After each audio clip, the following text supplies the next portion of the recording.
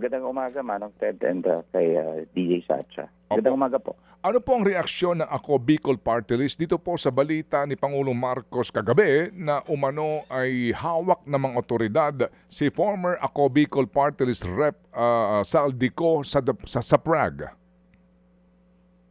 Well, Manong Ted, be truthful about it, wala pa kaming information whether that is true. But sa amin naman ay kung may uuwi siya dito sa Pilipinas, tingin ko naman he will be given a fair chance in the court of law and yung proseso na kung saan makakapagsalita siya ng freely, Manong Ted. Opo. Congressman, I hope you don't mind me asking, personally ho ba nakapag-usap po kayo ni Ginoong Saldico the time po na siya ay nandoon sa Europa at habang umano ay hinahanap siya ng mga otoridad? Nung nasa Estados Unidos, nung nasa United States po siya, doon ko siya nakausap while he's having this check-up. Pero nung nasa Europa na po siya, hindi ko na po nakakausap. Opo. Noong pong siya ay lumiham resignation bilang kinatawan ng Ako Bicol Party List, no, first nominee, siya ho ba ay nakausap po ninyo? Siya ba ay nag-abiso po sa inyo? Well, tama po. It was his decision and decision din ng partido na mag-resign siya bilang kinatawan ng Ako Bicol Party List at harapin na lang yung mga paratang against sa kanya. So ako nga po yung nautusan niya na mag-file ng resignation sa House of Representatives. So yun po ang kwento dyan.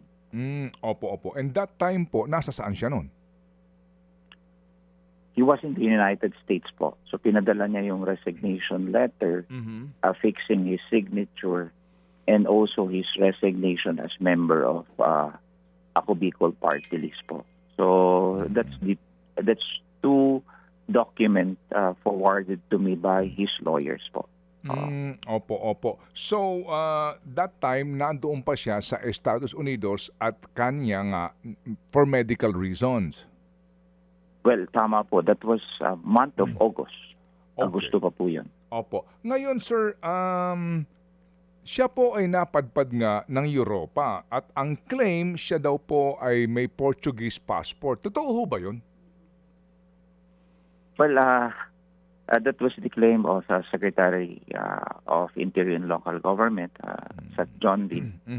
Siguro it is for the DILG Secretary to come up with a document that will show yung prueba doon kung may Portuguese passport. Kasi alam mo, Manong Ted, kung may Portuguese passport yun, bakit ihuhulihin yun sa Prague?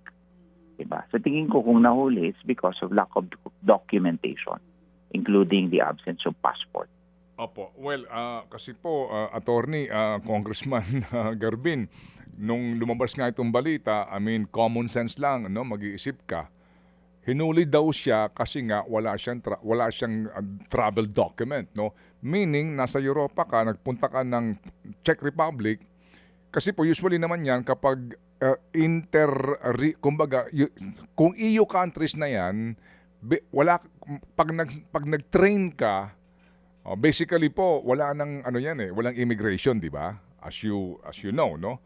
So, wala nang checking yan sa passport. Maliban na lamang kung matsyempo ka lang na meron. Ano? So, kung ikay babiyahe doon at Portuguese passport holder ka, assuming lang, ano yun, nakalimutan mong dalhin yung passport mo. Parang ganon, no? Ang dating, para ka hulihin nila na undocumented ka, di po ba? Well, it is unusual sa isang traveler, lalo na kung nagtatago ka, na hindi ka magdala ng dokumento. Because if you will be questioned, at least may mapakita ka lamang na kumbaga dokumento. But as we speak, Manong Ted, talagang wala tayong alam, any information to that effect. And I was trying to reach out sa pamilya, ni Coong Salde, but to no avail po, wala akong makuhang impormasyon. Kahit sila, wala rin silang alam about this alleged kumbaga capture or pagkakahuli ni former Congressman Saldico. Opo. Opo. Hindi ho naman sa kami nagmamalabis po sa panayam na ito. Si Attorney Roy Rondain ho ba nakausap nyo? Kasi ang sabi niya naman Nakausap ko po.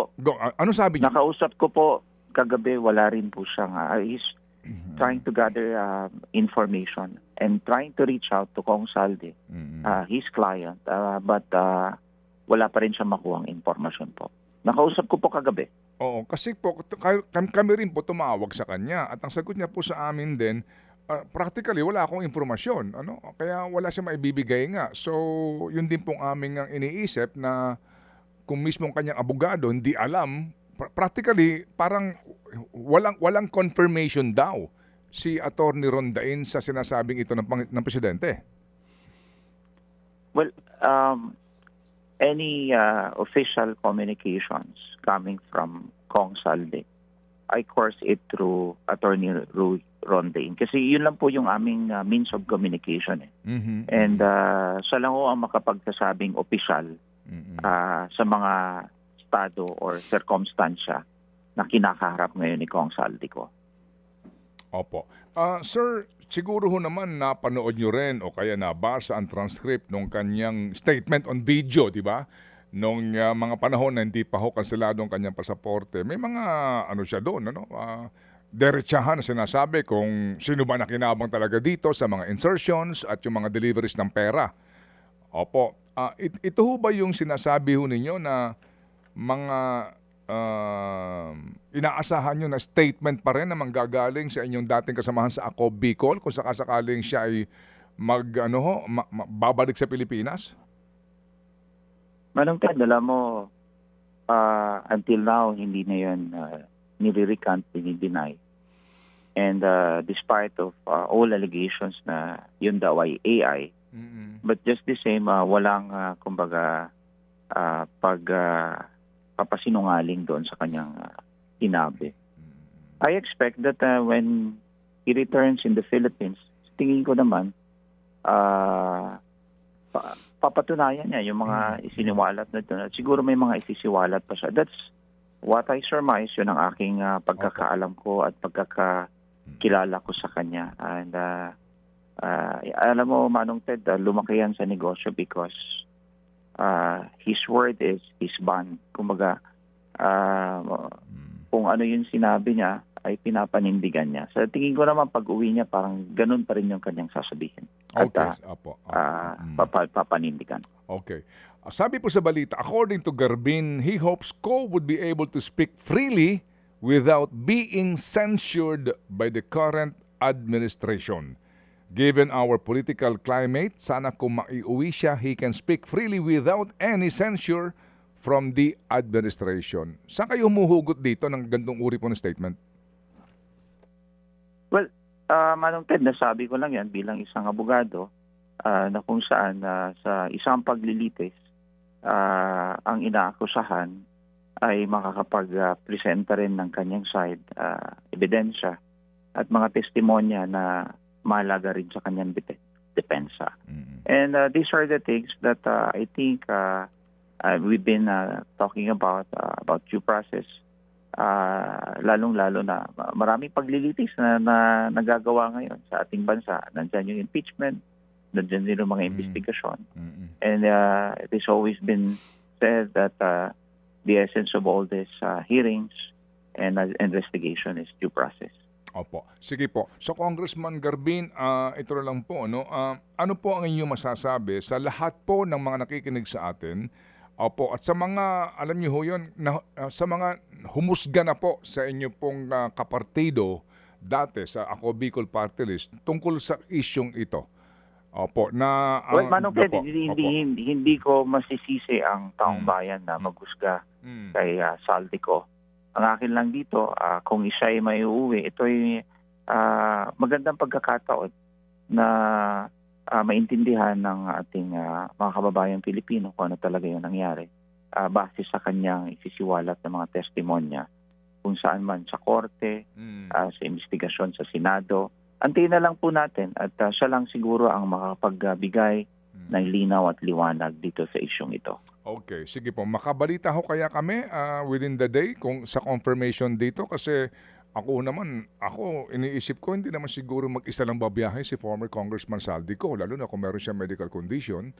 Sigurado may kasama. Ito, di ba?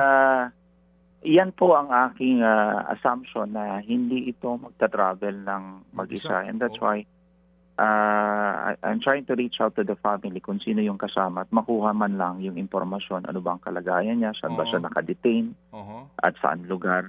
At just to be transparent to you, Manong Ted, yung aking chief of staff nasa Milan kagabi. Okay. Oo. Si Attorney Jess Lapos. Ang ginawa ko, sabi ko, pumunta kang Prague at magsiyasat ka sa embassy, puntahan mo, at para malaman mo kung nasaan si Congressman Saldico. And until now, yung aking chief of staff na nasa Milan at lumipad sa agad-agad papuntang Prague, until now, wala pa rin siyang impormasyon na nakukuha. Pero nasa Prague na siya ngayon? Nasa Prague na po siya ngayon. Kaso gabi ngayon po eh. Opo, madaling araw. Paumaga pa lang sa Europa. Dumating siya yata 9 p.m. kagabi. Okay. Doon. Kasi kami po... Kasi 1 hour lang po. 1 hour lang po yung flight from Milan to Prague. Isang oras lang. So kumuha ka agad siya ng ticket. Nagbabakasyon siya sa Milan dahil break naman ngayon sa Congress. So yan po yung aking utos. At to tell you honestly, Manong Ted, wala pang nakukuhang impormasyon until now. Opo. Sige po. So magkakaalaman tayo at least within the day. Kasi kami nga dito, nag-check kami sa Czech Republic News, no? Iba't ibang mga balita doon, as in wala pa po, no? Walang ganito pong report. Sige, so baka lang po makakuha kami ng informasyon. Manong Ted, pwede tayo makakuha sa Portuguese Embassy because it was alleged that he is a Portuguese citizen 10 years ago. Baka yung Portuguese Embassy mabigyan tayo ng informasyon because he's one of the citizens, allegedly. Opo. Kasi nga, anyway, common sense lang po naman yun, no? Kung ikaw ay bumabiyahe nga doon, wala kang Philippine passport, pero hawak mo yung Portuguese passport definitely, di ba? Anyway, sige, so... hindi ka i-detain. Hindi ka i-detain kung hawak mo yun. Yes. Oo, medyo nga po sketchy itong mga reports na ito. Pero yung nga po, salamat sa inyo pong paliwanag at kami aantabay din sa inyong pong confirmation, ha? Kasi yun ang ating hinihintay, yung confirmation sa balitang ito. Kayo mismo na kanyo, kausap nyo yung abogado, ang inyo pong, ang kanyang mga pamilya po, sinacheck din po ninyo, wala pang confirmation. So, abangan po namin within the day. Salamat po, Congressman Garbin.